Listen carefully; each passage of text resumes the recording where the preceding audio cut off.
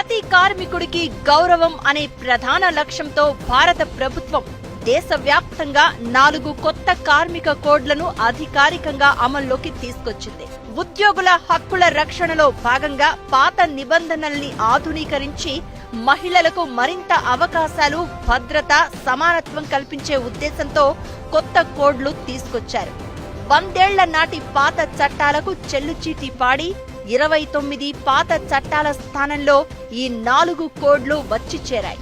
ఇందులో వేతనాల కోడ్ 2019, పారిశ్రామిక సంబంధాల కోడ్ 2020, సామాజిక భద్రతా కోడ్ 2020, వృత్తి భద్రత, ఆరోగ్యం, పని పరిస్థితుల కోడ్ 2020 ఇలా 4 కార్మిక కోడ్లు అమల్లోకి వచ్చాయి.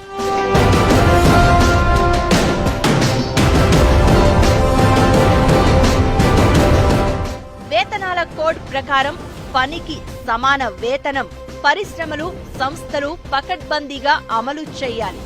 లింగ వివక్షను చూపుతూ వేతనాల్లో తేడాలు చూపకూడదు. నియామకం, పదోన్నతి, శిక్షణ ఇలా ప్రతి దశలో ఆడ, మగ అనే భేదం చూపడం పూర్తిగా నిషేధం. ఫిర్యాదుల కమిటీల్లో మహిళల ప్రాతినిధ్యం తప్పనిసరి.